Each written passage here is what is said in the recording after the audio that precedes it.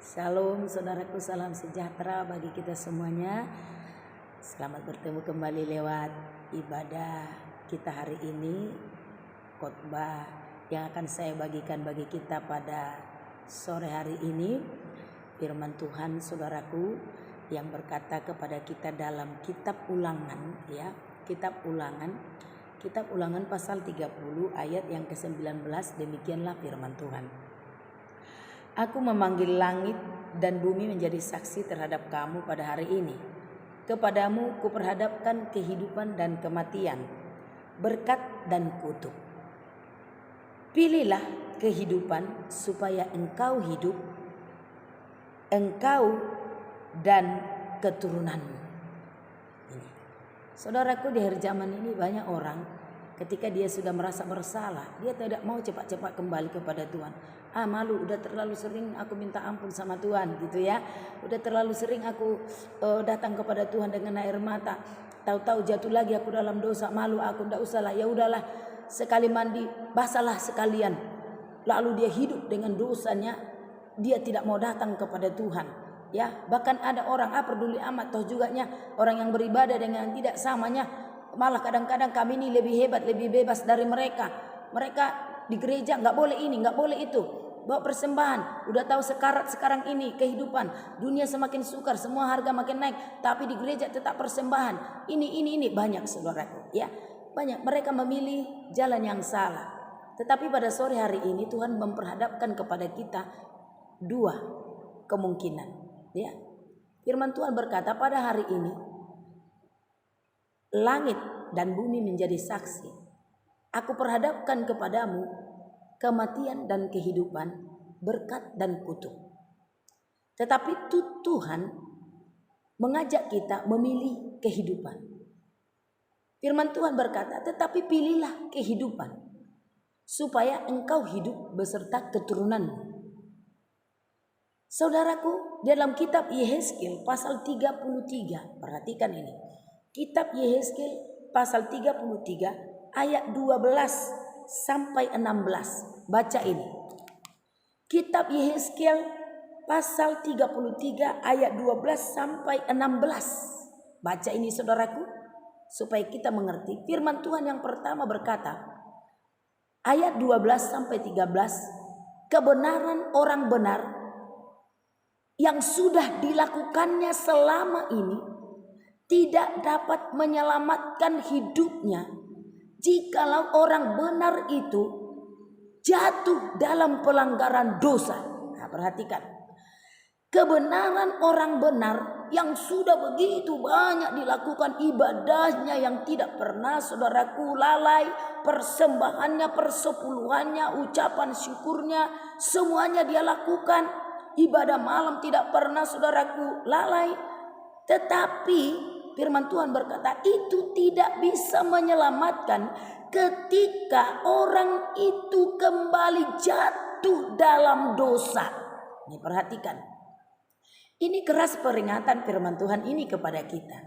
Maka tadi di Ulangan 29 itu dikatakan Tuhan menyarankan pilihlah hidup. Memang diperhadapkan dalam dunia ini, diperhadapkan kematian, kehidupan, berkat atau kutuk. Tetapi Tuhan berkata, aku berkata kepadamu, pilihlah kehidupan supaya engkau hidup dan keturunanmu.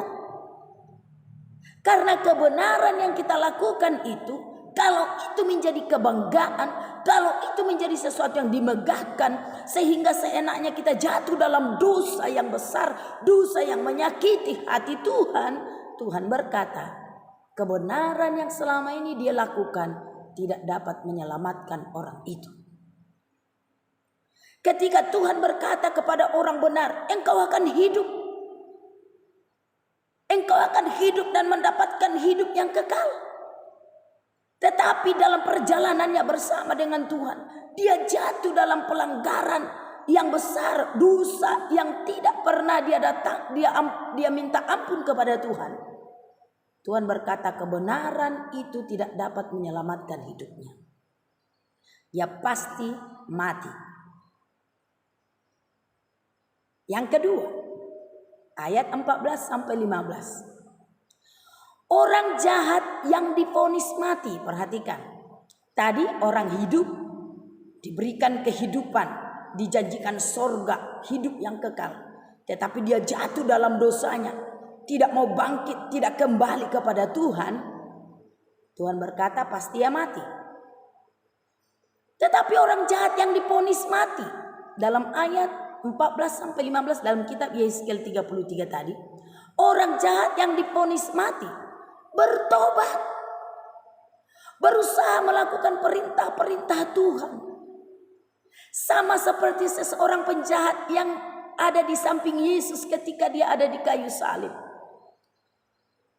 Waktu itu ada 3 orang disalibkan, Yesus di tengah.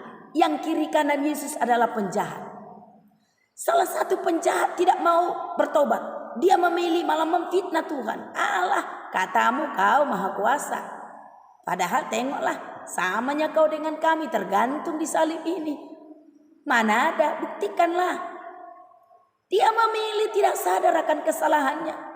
Dia memilih tidak mau tahu tentang kebenaran.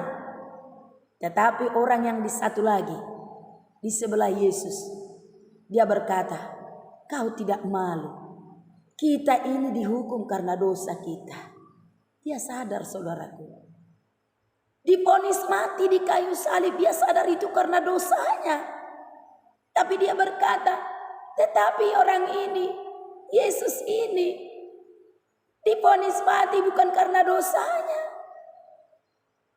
Dia adalah orang benar yang menanggung banyak dosa, semua dosa orang-orang di dunia ini.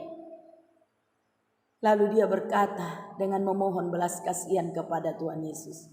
Yesus, kalau engkau datang sebagai Raja, ingat aku ya Yesus. Saat itu juga dia mendapatkan pengampunan dari Tuhan Yesus. Dia mendapatkan kelegaan. Dia mendapatkan kemurahan hati Tuhan. Yesus berkata, saat ini juga kau ada di Firdaus bersama dengan aku, kata Yesus. Orang jahat divonis mati, tetapi dia bertobat. Seberapa besar pun dosanya, seberapa besar pun kejahatannya. Mungkin kita merasa kita yang lebih baik dari dia. Dosanya itu besar, membunuh orang, pembunuh berantai, ini. Aku dosanya mencuri ayam, tapi mencuri ayam kau juga tidak bertobat. Si pembunuh itu datang kepada Yesus. Yesus, ingat aku orang berdosa ini, ampuni aku. Yesus menerima dia, tapi tidak menerima si pencuri ayam yang ngotot.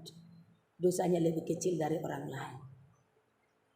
Si penjahat yang divonis mati melakukan kebenaran. Dia bangkit dari dosa-dosanya. Dan Yesus berkata, dia akan hidup. Dan dosanya tidak diperhitungkan lagi. Karena apa? Dia sudah melakukan kebenaran. Dia datang kepada Yesus, si pengampun dosa yang luar biasa. Saudaraku, mari kita bersama-sama. Untuk melawan dosa tidak mudah, saudaraku. Dibutuhkan perjuangan setiap hari. Saya juga seperti itu. Banyak kadang-kadang, si Anu kok begini ya? Enak aja dia. Tapi ketika saya berjuang dalam doa, pembacaan firman setiap pagi, itu memulihkan hati kita. Roh Kudusnya menolong kita mengerti bagaimana kita hidup selaras dengan firman Tuhan. Tidak serta-merta lalu saya tidak berdosa lagi, selanjutnya dan selanjutnya, tidak. Saya berulang-ulang kali datang kepada Tuhan Yesus, si pengampun dosa itu. Tuhan Yesus, hari ini kesalahanku. Hari ini kesalahanku. Hari ini kesalahanku. Tuhan Yesus tidak pernah, saudaraku, gatal telinganya mendengarkan kita berdoa, tidak. Dia menyendengkan telinganya. Tuhan berkata, tangan Tuhan bukan kurang panjang menolong kita. Telinga Tuhan bukan kurang tajam mendengar doa kita. Tapi dosa kita lah yang menjadi penghalang. Dosa yang tidak kita akui. Dosa yang selalu kita lakukan dengan sengaja. Gak apa-apa, biarinlah situ. Percumanya datang ke gereja hari Senin aku udah berdosa. Makanya saudaraku, firman Tuhan berkata, Pembaharuan itu dari sehari ke sehari. Bukan sekali seminggu, setiap hari Minggu. Atau sekali setahun setiap hari Natal. Tidak. Rasul Paulus berkata, kami dibaharui dari hari ke sehari. Artinya terus firman Tuhan itu menegur, memperbaiki. Oh, ada salah rupanya aku semalam. Ampuni saya Tuhan. Ada salah rupanya aku tadi. Maafkan saya teman. Pengakuan itu akan memberikan kita kehidupan. Ayat terakhir dalam 1 Yohanes 1 ayat 9. Ini menjadi ayat pamungkas bagi saya saudaraku. Membuat saya selalu datang kepada Tuhan. 1 Yohanes 1 ayat 9. 1 Yohanes 1 ayat 9. Perhatikan ini. Jika kita mengaku dosa, maka Ia adalah setia dan adil. Jika kita mengaku dosa kita kapan saja, Tuhan itu setia dan adil. Dia mengampuni kita. Tapi ingat saudaraku, dosa yang sudah kita mohon ampun kepada Tuhan, kita harus perjuangkan terus supaya jangan jatuh lagi di dosa yang sama. Atau makan tambah berat lagi, jangan. Ingat itu. Tapi kadang-kadang memang kita lemah, tidak kuat, tergelincir, langsung datang kepada Yesus. Tuhan berkata, maka jika kita mengaku dosa kita, maka Ia adalah setia dan adil, sehingga Ia akan mengampuni segala dosa kita dan menyucikan kita dari segala kejahatan kita. Datang kepada Tuhan. Jangan pilih kematian. Yesus berkata, pilih kehidupan. Amin. Jangan pilih kutuk, pilih berkat. Amin. Jangan pilih binasa, tapi pilihlah dipulihkan oleh Tuhan. Sama seperti yang di sebelah Yesus itu. Jangan memilih yang satu, tapi pilihlah yang satu lagi. Dia mengaku dosanya kepada Tuhan. Dan saat itu juga Yesus yang adalah setia dan adil berkata, saat ini juga engkau ada bersama di Firdaus dengan saya. Betapa indahnya kalau kita selalu datang sama Tuhan. Minta ampun. Saat ini apapun dosa kita datang. Sebut dosamu di hadapan Tuhan. Tidak akan ada orang yang tahu. Tuhan tidak akan buka rahasiamu kepada orang lain. Tapi Tuhan akan memulihkanmu, mengampunimu, dan memberikan engkau kelegaan dan sukacita. Tuhan Yesus memberkatimu saudaraku. Kiranya hari ini hatimu disejukkan. Kalau engkau merasa bersalah sesuatu kepada Tuhan, kiranya hatimu diberi kelegaan seperti saya hari ini. Puji Tuhan, Tuhan memberkati kita semua. Amin.